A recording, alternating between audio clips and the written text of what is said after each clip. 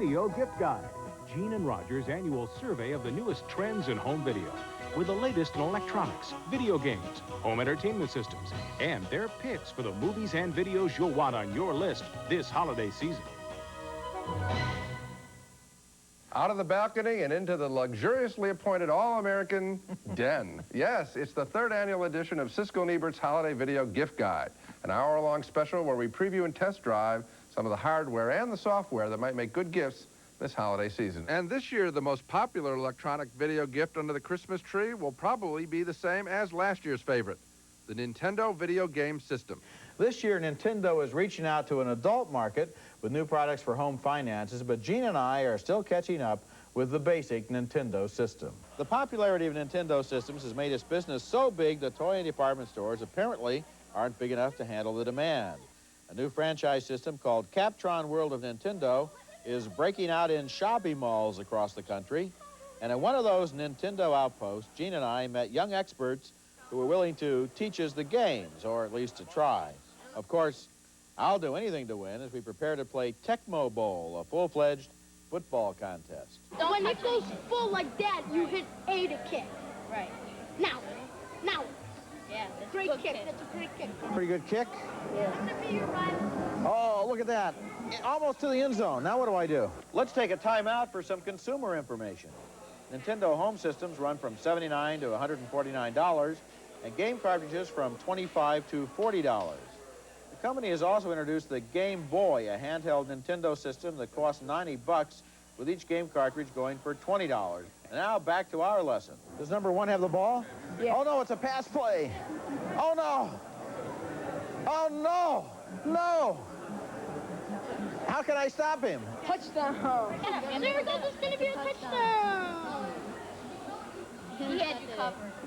And another timeout on the field to discuss the controversy over kids who spend too much time with video games. How much do you play a day? Oh, I play about an hour, 2 hours a day. I play a long time. Now, what about parents who say, I got a Nintendo system for my kid, and now I can't get him away from the television set? Good. That's what we want to hear. Things like that. There's nothing wrong with it. It's a good tool to keep the child occupied, and there's absolutely no harm in it. Do you know what a lot of parents are worried about when they see you playing all this? Reading. They think... Because you might, this kind of stuff makes your brain go away. Like. Finally, the showdown. Roger Ebert faces Gene Siskel on the field of Tecmo Bowl. I don't know what happened. I don't know. I couldn't see it. You got 5 yards at 2nd and 5. But did you know what... No, I didn't know what was I happening. don't know what I did. See, I like him saying hot, hot, hot. I like the fact that I can make a football player... I'm concentrating. I don't care what strategies you use to distract me. I think, oh, that's nice. You lost 4 yards. You lost 4 yards. You have the ball, Ignat. Smeared. Okay, 4th down and 20. Very good. Hot, hot, hot, hot, hot. I think I'm going to punt. Now, if you want to, okay, you're going to punt, huh? Okay. Yeah.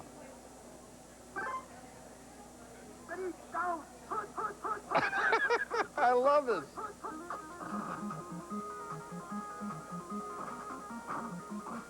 Go. What a kick. Look at the ball keep going.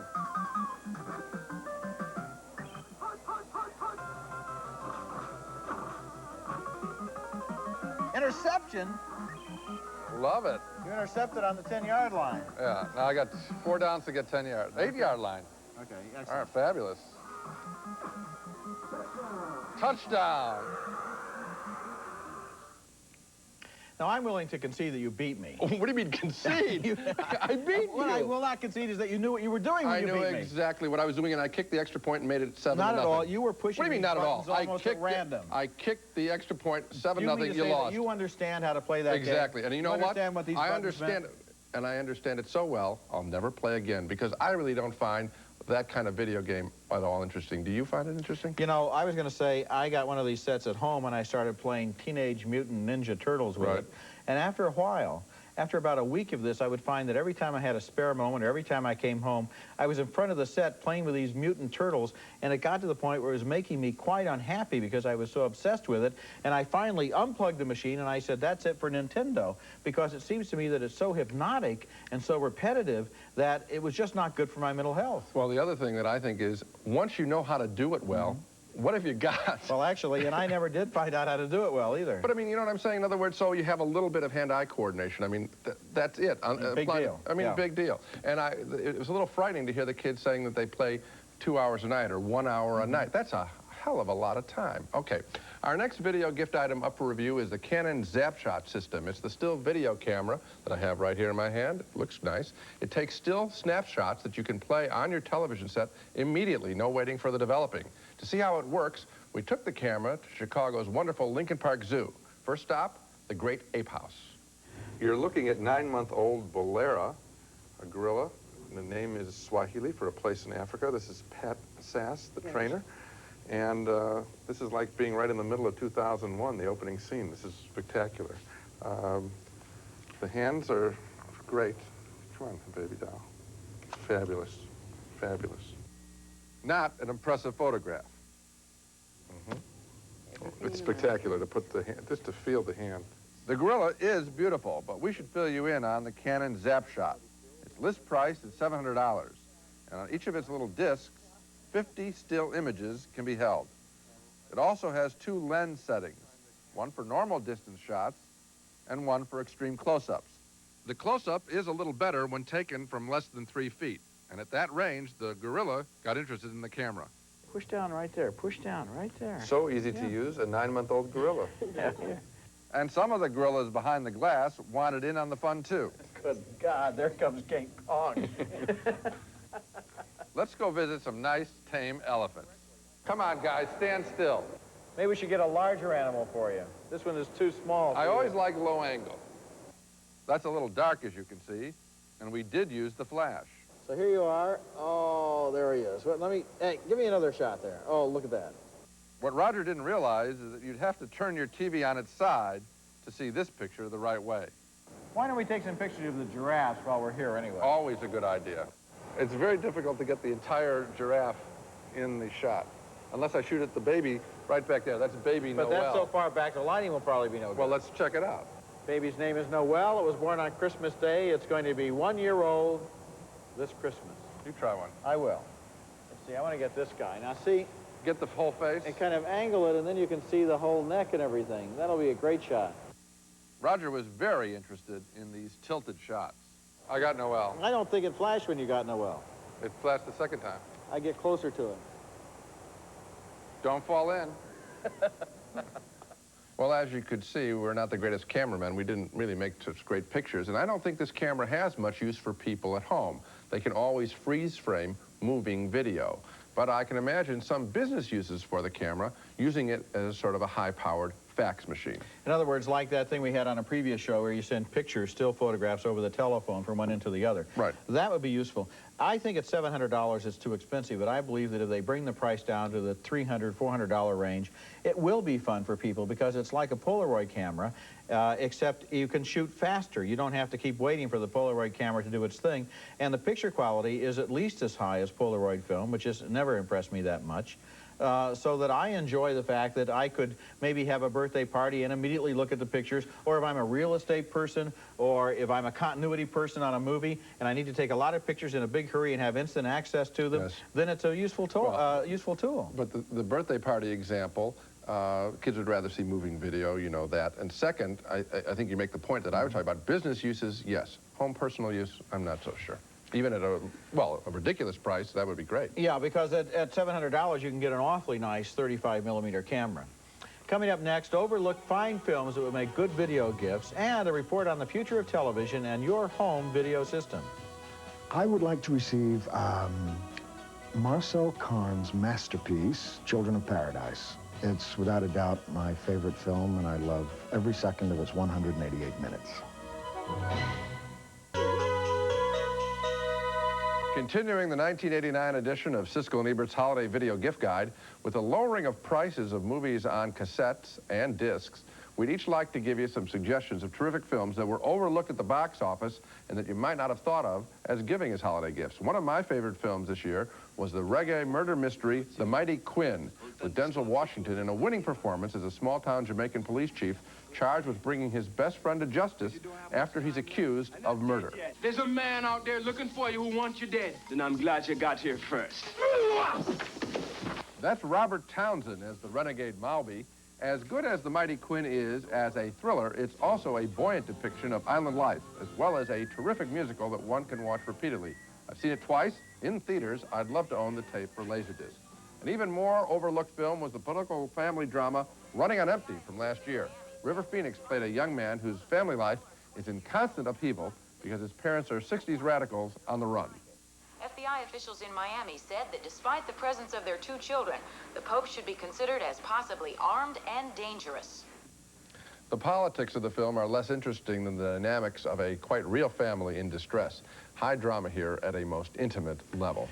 You know, the real sleeper there is The Mighty Quinn. I can remember when that movie came out, you and I were both so enthusiastic about it, and we both still are. It's going to be on my list of the 10 best movies of the year. Me too. It did not get the kind of exposure I would have expected. I'm glad it's on video. Well, I'll tell you, I really do mean it when I recommend it for purchase, because with the musical track on it, you can really enjoy seeing it over and over. It won't be wasted money. That's right. Here are my choices for good movies that are out on video and that you might have missed at the box office.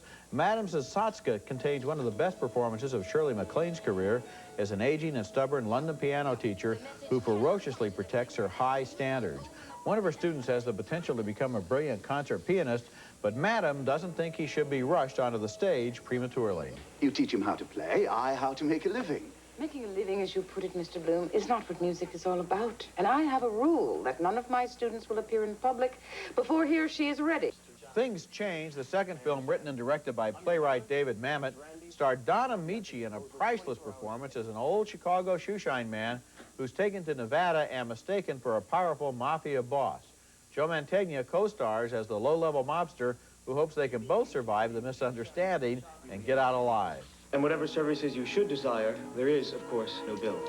Your money's no good in this hotel.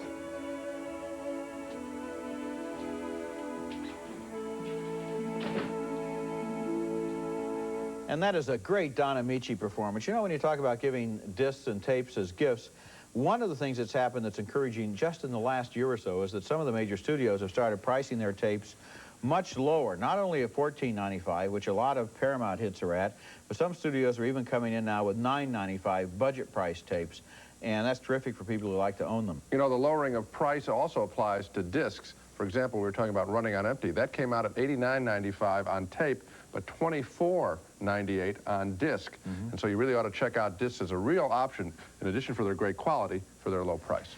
Right. Our next category includes a lot of the traditional bestsellers at Christmas time, comedy tapes. You'd think that people would get tired of hearing and seeing the same jokes over and over again, but I guess they don't. And looking over a bunch of tapes for this show, there was just one I could see again and again, and it's from the most successful comedy star to come out of Saturday Night Live, Eddie Murphy. His new tape, The Best of Eddie Murphy on Saturday Night Live, delivers exactly what it promises. And here Eddie Murphy takes on the legendary James Brown in Hot Tub. Hot tub! Gonna get in the water. Gonna make me plaster. Here I go in the hot tub.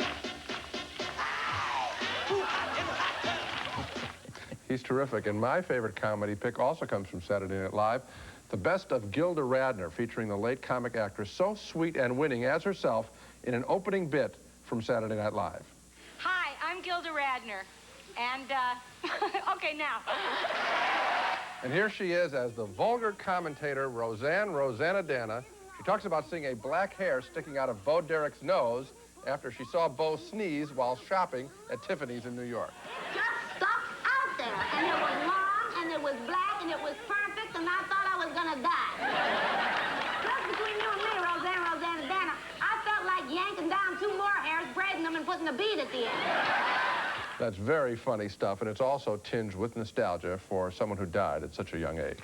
She was really funny. Coming up next, we've been talking about video laser discs, and you may even be feeling slightly guilty that you don't quite know what they are. Well, when we come back, we'll explain why laser discs are the best next-generation technology for serious home video fans. The movie I would like for Christmas on home video would be White of the Eye, the best movie I saw last year with David Keith and Kathy Raging Bull Moriarty. A terrific movie that bears repeated viewing. Now, back to Siskel and Ebert's Holiday Video Gift Guide. On this segment, we want to talk about how to arrive at the best possible picture on your home television set. And let's start out with a basic definition of terms.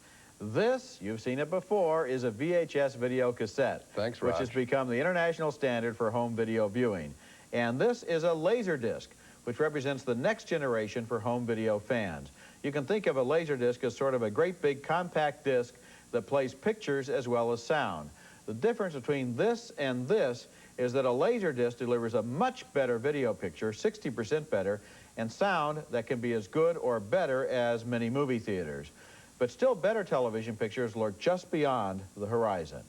Television. It may come in many sizes, but one thing remains the same. We still watch television on a system invented 50 years ago, but that's about to change. A revolution is underway in how our television pictures are created. Every image we see on a TV screen is made up of lines of electronic information. If you could see it up close, you notice lines of black in between the colors. With a new system called Improved Definition Television, or IDTV, which is now on sale, those lines of black are filled in with picture information to make the picture sharper and more realistic. An even bigger change will take place in 5 to 10 years with the advent of high-definition television. High def will be a completely new system for broadcasting television pictures. It will mean screens change their shape to become more like a movie theater screen, and they will contain twice or 3 times as much information. Their images might look like this.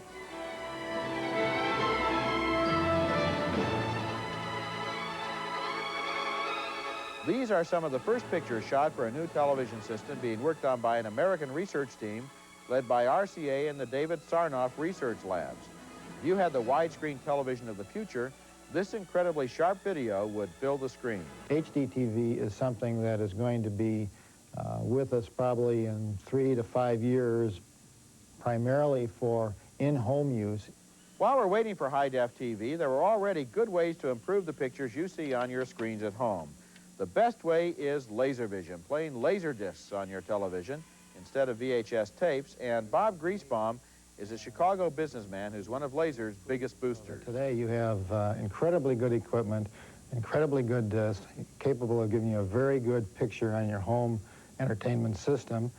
Extremely realistic sound for sound effects, extremely realistic music. Take a look at the new laser and VHS releases of Rain Man. They're running side by side here, and you can see the laser picture is sharper, the colors are more solid than those on the videotape. Yes, sir. You gotta love this town. Another feature on many laser discs and some videotapes is called letterboxing. We've talked a lot about letterboxing on the show, the process by which the widescreen movie is put in the middle of a TV screen and there's a black band at the top and down at the bottom. Well, some people don't like that because they want their entire screen to be covered with a video image. But as you can see with a larger screen, the trade-off is you see the entire width of the original movie, like Ghostbusters here, the way the director originally made it. Wow, this place is great. In this scene, we keep losing one of the Ghostbusters when it's not letterboxed. I'm gonna get my stuff. And this scene loses a lot of the impact of its widescreen special effects when it's not letterboxed.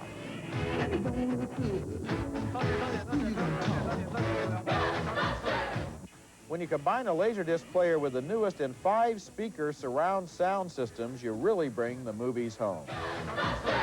Dolby Pro Logic surround sound system was something that was previously only available to theaters. It's now available for the average person to develop a system so that he can have 5 speakers, and one of the 5 speakers can be positioned near the center of the front of the room, either over his TV or under his TV, or actually use the TV speaker in some cases, so that it approximates the speaker that would be behind the screen in a theater for the dialogue.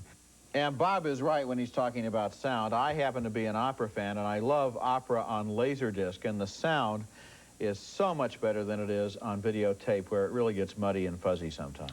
I think a lot of people are wary of Laserdisc because they think it's just going to be a momentary fad, and then that HDTV is around the corner. I think HDTV is, best guess, at least 7 to 10 years away from being in the home. I think you will not be wasting your money to invest $600 in a Laserdisc player, because the quality is so much better that every time we mention a cassette on this show or on our regular show, I feel like people are getting cheated in a way because they're not buying a Laserdisc, and so they're not getting the sound. If you want to get the Mighty Quinn, hear the reggae music as it was really played on Laserdisc. It's that important. One thing that's been encouraging since we did this show last year is that Laserdisc sales are up 140% in the last year, so it is catching on in the marketplace, especially with the introduction of these lower-priced players and, of course, the big price breaks on the discs. Okay, now we're going to pick some of our favorite Laserdiscs to recommend that you buy. And my favorite Laserdisc of the year is not a movie, but rather a most special record of film and photographs taken on the Apollo space missions to the moon some 20 years ago. The disc is called For All Mankind, and the liftoff, as represented on disc, is stunningly clear. The astronauts were equipped with 16mm cameras, and their home movies from the moon's surface have never looked better than on Laserdisc. Let me see if you're nervous, Charlie. Oh, Barney's really driving this beauty. Only way to fly, Tony. This material is only available on Laserdisc, not on tape. And if you have a favorite movie you're used to seeing on VHS tape, such as Some Like It Hot, it will look much better on the new disc version.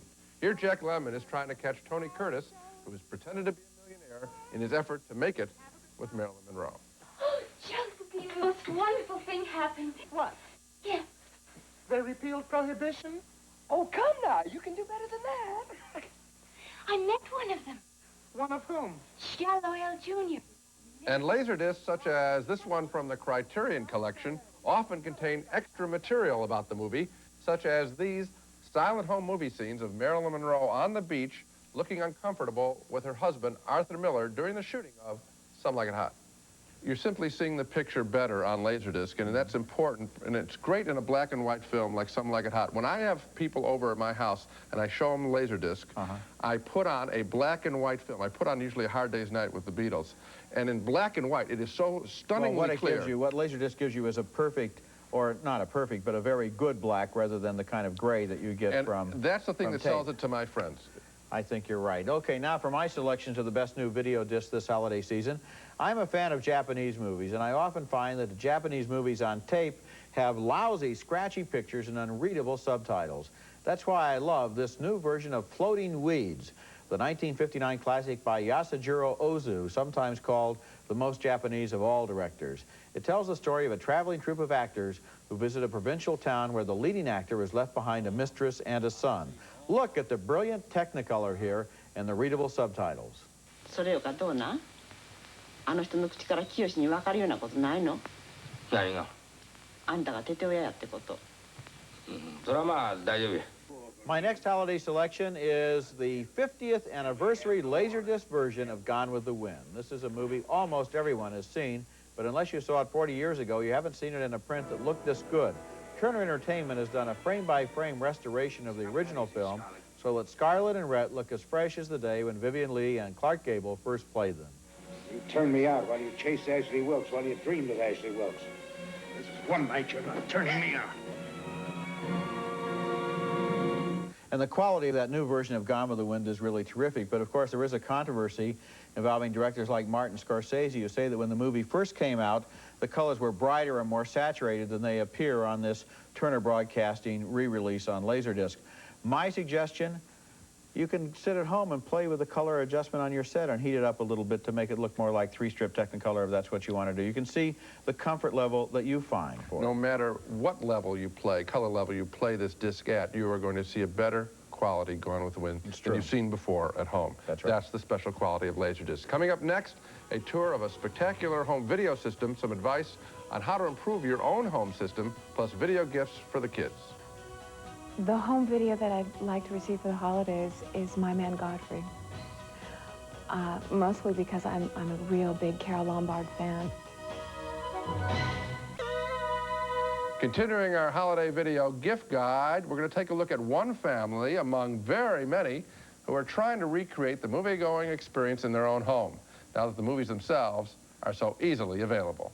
A satellite dish hidden in the trees and wild grass is the first hint that you get that this household is very serious about television. The signals that land in this dish feed a variety of TV outlets inside. Outside the master bedroom is the television viewing area with a 35-inch screen and 2 extra monitors so you can see all the networks at once. But that isn't all that's here. Downstairs is where they see movies, and what a way to see movies.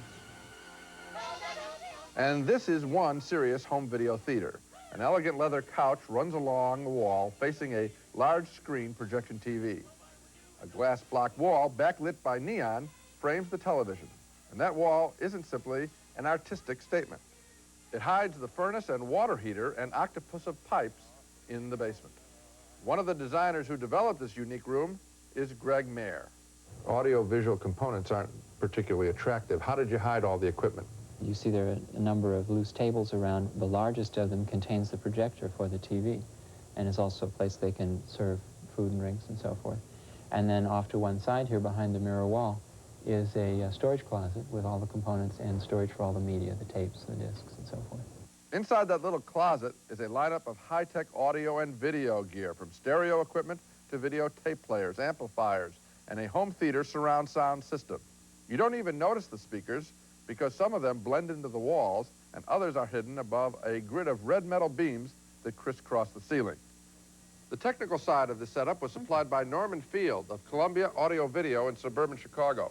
He told us that people make one mistake most frequently. Their perception is, okay, I see this big screen, therefore what I see must be it. And a lot of times they fail to realize that the sound is at least half of the entire effect. Because of the revolution in movie theater sound, people who haven't bought an audio system in 20 years are suddenly investing in audio equipment. Have you ever seen a home entertainment center as good as a good movie theater? Oh, sure. Particularly in the area of sound. Now, the picture, there's some problems. Even our best pictures today, Laserdisc or whatever, can't give you the clarity, can't give you the sharpness that you've got on a good piece of film. Good sound is so important to the quality of movie watching that Field believes you should eagerly pay for it. Let's say somebody had $10,000 to spend. How much percentage should be spent on sound? Oh, as much as you possibly can. Ideally, you would spend, what, half on sound, if you could? Maybe, depending on the size of the room. A bigger room is going to require more speakers to cover the room, and it's going to require larger amplifiers to cover the room. And also, a lot of times, the decoration is important. I think his advice on sound is sound. It's like the old stereo music problem of not spending enough money on your speakers. However, there is one thing missing from that home system that we visited, a Laserdisc machine. The owner spent, I'm told, somewhere between $10,000 and $15,000 on hardware, and for another $600, they could really dramatically increase their big screen image if they had bought a Laserdisc player. And I left the name of where to get one. Oh, you left, that's good, because anyone who has a big screen TV and doesn't have Laserdisc is just losing. The bigger the screen, the more you need Laserdisc. Those people really need Laserdisc. Badly. So, that's my opinion, and I'm sticking by it. If video rooms like that one represent the brave new world of home entertainment, there are some tapes available this holiday season that point in the opposite direction, back toward nostalgia for the golden age of television. A lot of old shows are turning up on home video now, and of the selection, my favorite is a set of 3 brand new tapes featuring highlights from TV's first superstar, Milton Berle. Do you know what he actually did? I can't imagine. Put on a dress. With these Milton Berle tapes, called The Second Time Around, we are actually looking at old kinescopes, and if you've seen recreations of old television shows before, they never looked this good. This looks a lot better than those kinescopes we've seen before, and there's a reason for that. For the 50th anniversary of commercial television, Kodak has introduced a process that cleans up and improves the visual quality of kinescopes so that Uncle Milty has really never looked better since the show first went out on live television. And they can apply this process to other early TV if they want to. I wish that had been done to some of the tapes I looked at. Still, I love looking at vintage TV as sort of a cultural document. For example, look at the 1952 series See It Now shows with Edward R. Murrow here interviewing a Chinese-American chased from his house in San Francisco by bigots. He threatened me. He said, well, of course, after you move in, some irresponsible people like youngsters, they might throw rocks or dump garbage at your lawn. I asked him, how would the kids know which house to pick and throw the rocks at unless they're taught by their parents to do so? That show was sort of a precursor to 60 Minutes. When I was a little boy in 1951, I was a big fan of the heartache shows like Strike It Rich with Warren Hull interviewing down-and-out contestants who told one disastrous tale after another. Joe was in the Navy when we got married. Oh. And when I had to go back into the hospital again, he got out on a dependency discharge to make sure that the baby was taken care of. I think that show could be brought back along with Queen for a Day. You know, the fascinating thing about programs like Strike It Rich and also about the Milton Berle stuff is that it was live. You are looking right now at something that really happened live on television. Yeah, and what if they made a mistake? Yeah. Big deal. Well, in the Berle stuff, you can see lots of times when they make mistakes or when they're obviously almost cracking up because they're not saying what they thought. Andy Warhol said that the outtakes would be more interesting than the programming left in. I think he's right. From the past back to the future, later we'll be showing you one of the wildest new home entertainment systems, the karaoke system. But next, our choices for children's and music video gifts. I guess it would have to be Paths of Glory, because there was something about it that I haven't seen it in a long time.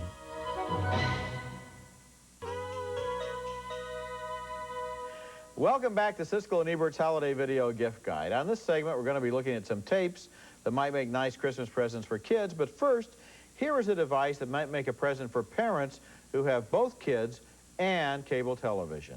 This is an intelligent television with a tuner here that allows the TV to do lots of things. If you're worried that the kids might tune into the wrong channel, you want to supervise what channels are available to them, JVC has introduced televisions that won't let your children turn those channels on at all. Now, let's experiment with Gene. Now, Gene, let's say that you're a film critic, and so that the show that you hate the most is the Siskel and Ebert program because you think that those two guys are so smart that it just makes you seem like you're not even necessary. Now, here we look at the television set here, and if we go to Channel 3, oh my God, there is Gene Siskel, such an intelligent critic that we've got to get rid of him. So we go here to, here we go. Okay, now I'm going to set the channel guard here. It says set, and I want to set number 1. Okay, now that's it. And so now you see, if you're going through, there's channel 2, and then the next one is channel 5, you see. It won't stop at channel 3. So then if I punch in channel 3, I have to know the secret ID number in order to watch it. Well, I happen to know that my secret ID number is 007, so I push that, and then I can see that clever fellow, Mr. Siskel there. So that this is a way that if you're at least a little clever than I am, and you can figure it out, it's a way to keep your kids from watching certain channels. I think actually it works quite easily. The other thing that they have on here... Easy for you to say. Of course, I didn't try it. The other thing that they have on here is they call it the home sitter option, which allows you to knock out the use of the television set for a prescribed number of hours. Yeah, so that you can block out times of day and specific channels from the kids. And there you can even put on all clocks and other alarm clock and everything. Boy, I could probably program this to do almost nothing, given my skills. Yeah, okay. Now for younger kids, my field-tested report on videos for little children. In years past, I've recommended the Baby Songs tapes and the Disney sing-alongs, and those recommendations really still stand. A lot of people, however, this year are going to be considering buying Bambi, and this is one film that little kids might feel a lot more comfortable with seeing at home. For example, during the forest fire.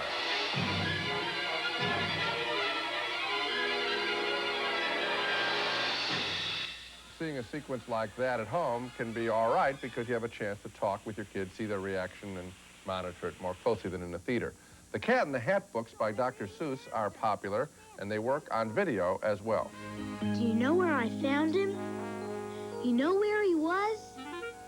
He was eating a cake in the tub. Yes, he was. One word of warning, I just hope that these tapes aren't used instead of the books. That would be a crime. Now, for somewhat older children, the most inventive Pee-wee's Playhouse Saturday morning TV show has released its programs on tape. Connect the dots, la la la. What is it, Cowboy Curtis? Well, I thought there was a hand car, Pee-wee. And the Pee-wee's Playhouse tapes really stand up to repeated viewing because he puts so much into each frame, so much is going on that you won't catch it all on just one screening. I can also report that my 3-year-old daughter enjoyed chewing on the attractive box while watching the tape. You know, you said something that really struck home for me, and that is a lot of people do use, a lot of parents do use video cassettes as babysitters. Absolutely. Stick the kid in front of the set, tell him to shut up and watch the movie for hours on end, and that's a shame because kids can also be looking at picture books or playing with things and learning to do things with their hands and their minds and their eyes. So I think, really, along with the kiddie TV, cassettes ought to come this little gadget The to channel help blocker. turn off the TV once in a while so the kids can do something else and just sit there and become junior couch potatoes. I just participated in a conference at the American Pediatric Association where we were talking about the influence of television and movies on children, and more than one doctor recommended flat out take out the television set. Just simply remove it. It's very difficult. It's so difficult to control what's coming across on TV. They were saying that the best solution is just to get rid of it. Okay, another popular gift video area is music on video, and I have a couple of suggestions in this category. First of all, in this 20th anniversary year after the legendary rock concert at Woodstock, Michael Wadley's great documentary of that event is finally available on video in a form approximating his original widescreen and split-screen approach. He often put 2 or 3 pictures side by side on the screen, and at last, on the new Woodstock tapes and laser discs, you can see all of them. Love you, baby. I got what I do. I love you, baby. God knows I do. We're gonna shake it out. I'll be what we're trying to do. There's a wide range of music available on tapes and discs, and of course, discs are the best for sound fidelity, but tapes are fun too, especially a tape like the brand new The Ladies Sing the Blues. This puts together a lot of historical footage, including this late footage of Billie Holiday at work. He's the lowest man that I've ever seen.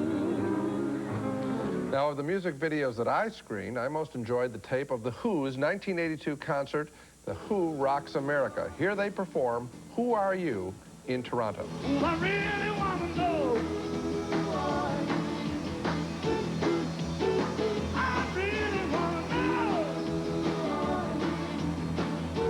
As a big Motown fan, I also heartily endorsed the 1965 appearance of most of the Motown greats on the English pop music TV program Ready, Steady, Go.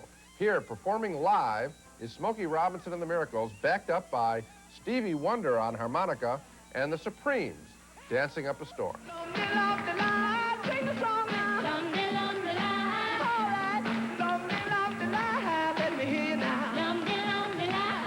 I really got a kick out of seeing Diana Ross just as a backup performer to the Miracles. She seems so much more relaxed there than lately. Coming up next, we'll take you to the scene of the latest sing-along video craze, a Japanese phenomenon now in America called the karaoke bar.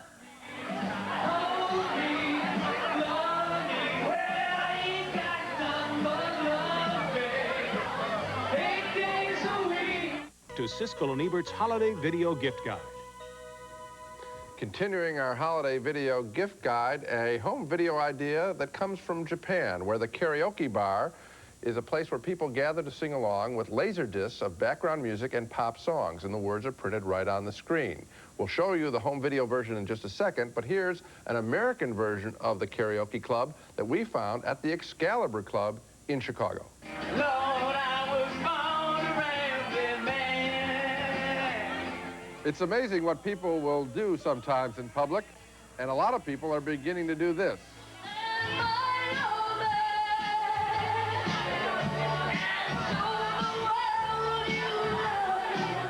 Karaoke systems are quickly becoming popular in American clubs. What happens is that instead of spinning a record, a DJ in the club spins laser discs, which contain background music of pop songs, as well as a video printout of the song's lyrics. You just add your voice while watching the words go by.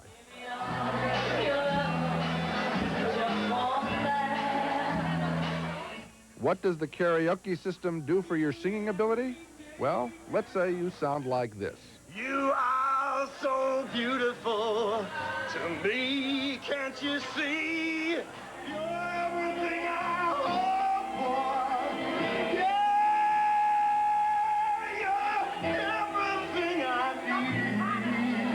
need. Some say love, it is a river that drowns the tangerine.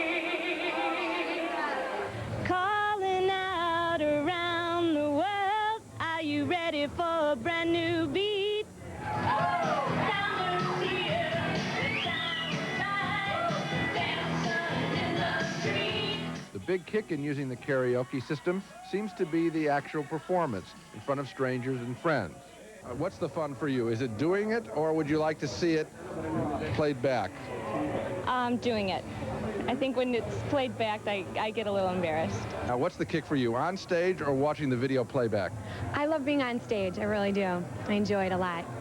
And what's the big high? I mean... The high is the audience reaction. I love it when people clap or they say, you're the one that was on stage. It's a nice feeling. Now, which is the kick? Singing live in front of the crowd or watching it played back on the tape? I think getting on stage is the kick. You get on stage and you have words in front of you, and you've got the backup. You're a star.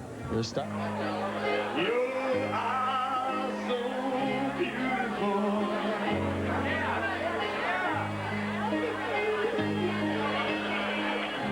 How about a big round of applause for Mr. Dave Roberts, alias Joe Cocker, alias John Belushi. Way cool, Dave. Way to go. That's the report from the bar, and here we have the home video version, which is basically an overgrown Laserdisc player. Yeah, this is a combi Laserdisc player that plays all 4 versions of Laserdisc. The 3-inch single, the 5-inch basic audio CD, the 8-inch disc like this, which is what the karaoke comes on, which is video and audio, and then the 12-inch regular Laserdisc movies. Then you go out and you buy these microphones, and you put in one of these discs, you hook it up to your stereo system, you look at the screen, you see the lyrics underneath, and you start singing right along with it. If you want to, you can try that. There's a button here for a little sharper and another one for a little flat. Yeah, this is the look of love we're looking at. One of the things that interests me is how stupid some of the visuals are. These are pretty bad actors.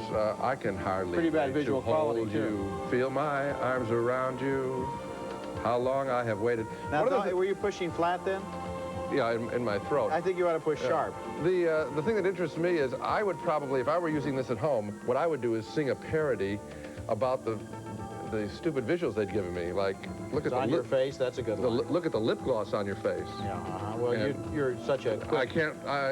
The time can't erase. But I'll have to return this tuxedo. That kind of thing. I mean. Oh, that would be hilarious, Gene. Yeah. I think actually we had a videotape of you doing that. We could probably sell it to home video fans all over the country. More importantly, would you spend?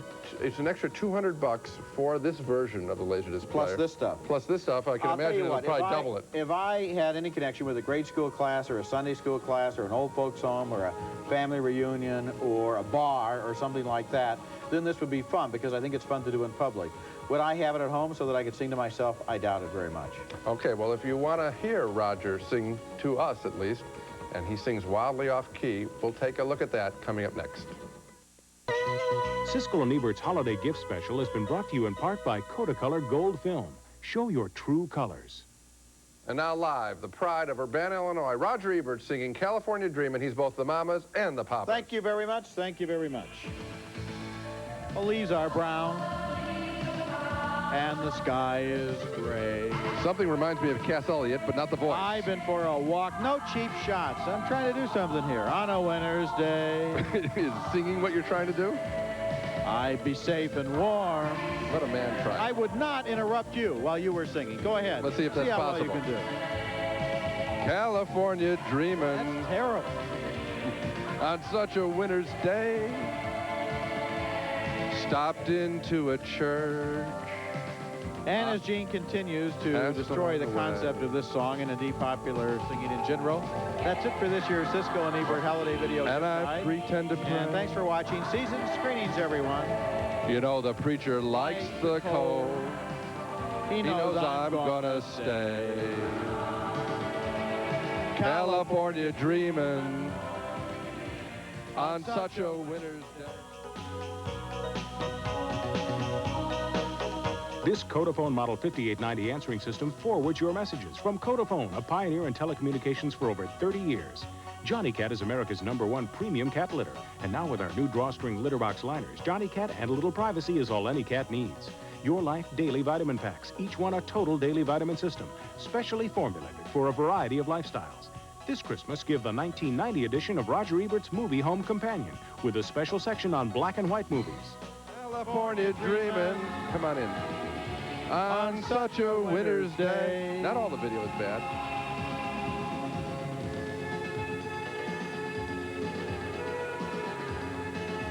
There aren't any more lyrics. Wait a minute. is Maybe where- it's not so bad that there aren't any more lyrics. No, wait. Here's where we go like this, you know, where you pretend wait, like you're you a go real like hep cat. But, you know, what's the use of a karaoke system that has instrumental bridges where While you don't get to sing? while she's swimming, who wants to sing? You know, the quality of this video is not too high. No, not very good. All the leaves are brown, and the sky is gray. I've been for a walk on a winter's day. I've been for a walk on a... on a winter's day. I pushed the button that makes it repeat. You know, you I'm can't sorry. tell when I'm clearing my throat. My singing so bad. I If I didn't tell her, I could leave today. Holy smokes. California dreamer. On such a winter's day. On such a winter's day. On such a winter's day. Just stare soulfully off into the distance. And then you kind of look off like this, right? And then they applaud, and you say, thank you very much. Thank you, everyone. Thank you very much. Good night. Good night. Siskel and Ebert have left the building. Siskel and Ebert have left the auditorium.